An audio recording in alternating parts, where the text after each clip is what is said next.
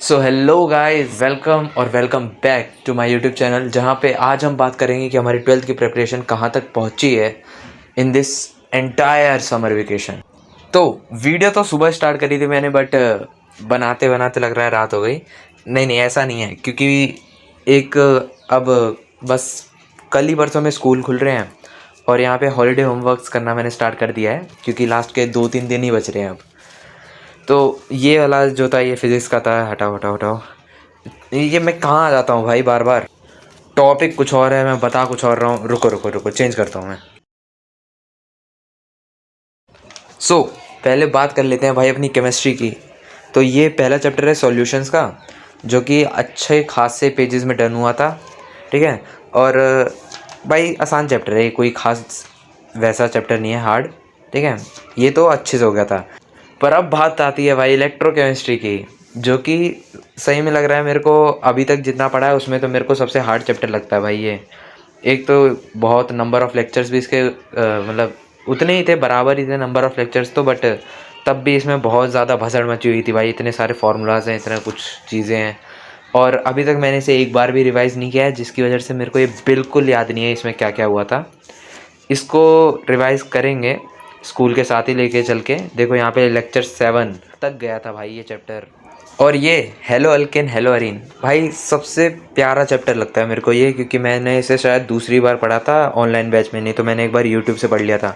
भाई बहुत प्यारा चैप्टर लगता है, मगर इसकी कन्वर्जन्स को हटा दें तो, कन्वर्जन्स को ऐड करके ये भी एक ख़तरनाक चैप्टर साबित हुआ है वैसे।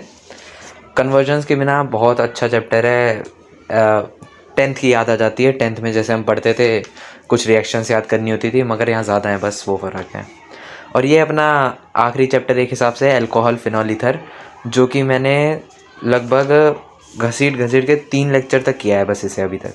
हाँ, क्योंकि 3 लेक्चर के बाद फिर हॉलीडे होमवर्क वाली बीमारी आ गई, और 3 लेक्चर के बाद ही छुट्टियाँ भी लग गई थी एसएनएफ पे, तो उसके बाद से मैंने क्लासेस ही नहीं करी थी। और अभी भी एसएनएफ के बैकलॉग अब बन रहे हैं, क्योंकि अभी हॉलीडे होमवर्क चल रहा है ना।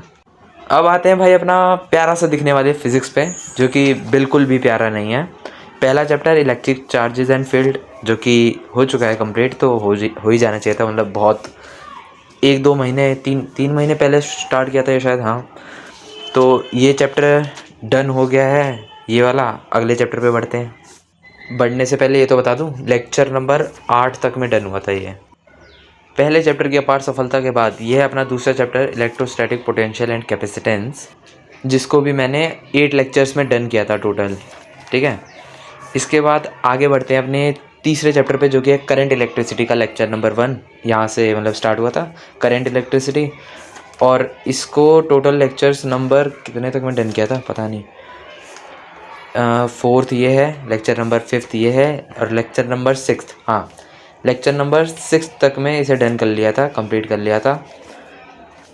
तो कुल मिला जुला कर भाई अभी तक फिज़िक्स में 3 चैप्टर्स हुए हैं total, electric charges and field, electrostatic potential and capacitance, और अपना ये करंट इलेक्ट्रिसिटी। फिज़िक्स में 3 चैप्टर चल रहे हैं। अब बढ़ते हैं लास्ट और आखिरी, आए मूविंग चार्जेस एंड मैग्नेटिज्म। इसको मतलब ध्यान नहीं दिया मैंने, क्योंकि ये किया ही नहीं है, मतलब अभी सिर्फ 1.5 पेज किए हैं इसके, 1.5 पेज किए हैं सिर्फ इसके। तो अब आते हैं भाई मैथ्स पे। मैथ्स हमेशा की तरह टेढ़ी है, रुको सीधी कर दे। हाँ, अभी ठीक है। देखो पहला चैप्टर अपना हमेशा की तरह हर जगह शायद यही होता है, मैट्रिसेस। यही हुआ था बैच में भी सबसे पहले। तो मैट्रिसेस चैप्टर हमने कंप्लीट किया। अबे क्या बोलूँ यार, आगे बढ़ते हैं। हाँ, टोटल 6 लेक्चर्स में कंप्लीट हुआ था। अब आते हैं आगे आगे आगे आगे आगे आगे आगे आगे, हाँ डिटर्मिनेंट्स। उसके बाद मैट्रिसेस के बाद स्टार्ट हुआ था डिटर्मिनेंट्स, जो कि भी चला था किस लेक्चर तक बताता हूँ। हाँ, जो कि चला था डिटर्मिनेंट्स के लास्ट लेक्चर तक। हाँ भाई, लास्ट लेक्चर तक चला था। मैं पागल हूँ, मैंने ये लिखा, लेकिन छोड़ो। इसके बाद बैच में स्टार्ट हुआ था रिलेशन एंड फंक्शन, जो कि भाई सही में बैच में पढ़ के ऐसा लगा कि ये है क्या, मतलब मैथ्स है या फिर ये कोई थ्योरी जैसा सब्जेक्ट आ गया, ऐसा ही लगा था। लेकिन हाँ, एक बार फिर से यूट्यूब से पढ़ा, और यूट्यूब से पढ़ने के बाद मतलब स्कूल की नोटबुक में डन किया। अब ठीक है भाई, रिलेशन फंक्शन भी आ गया समझ अच्छे से। यहाँ से स्टार्ट होता है अपना इन्वर्स ट्रिग्नोमेट्रिक फंक्शन का लेक्चर नंबर 1, जो कि हमने पहले 11th के क्वेश्चंस लिखे थे इसमें, अरे फॉर्मूलेज लिखे थे 11th के इसमें। और फिर पता है ये सिर्फ मात्र कितने लेक्चर्स में डन हुआ है, वो सब तब भी 5-5, 6-6 लेक्चर्स में गए थे, लेकिन ट्रिग्नोमेट्री हमारे बैच में सिर्फ यही आखिरी लेक्चर है भाई। लिखना भूल गया मैं यहाँ पे भी शायद, लेकिन हाँ ये 3rd लेक्चर तक ही गया था, बस 3 लेक्चर हुए और ट्रिग्नोमेट्री समाप्त। इसके बाद आते हैं कंटिन्यूटी एंड डिफरेंशिएबिलिटी पे, जो कि अपना 4th लेक्चर हुआ एक हिसाब से।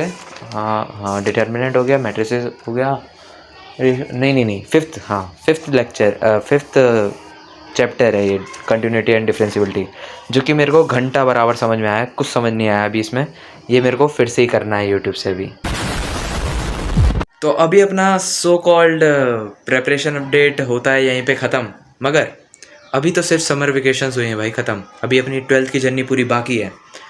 तो अगर तुम लोगों ने अभी तक सब्सक्राइब नहीं किया है तो क्यों नहीं कर रहे हो, कर लो। और कल है मेरा, अभी ये आज जो डेट है, आज है 2 जुलाई, हाँ 2 जुलाई है, और कल है स्कूल, समर वेकेशन के बाद वाला स्कूल।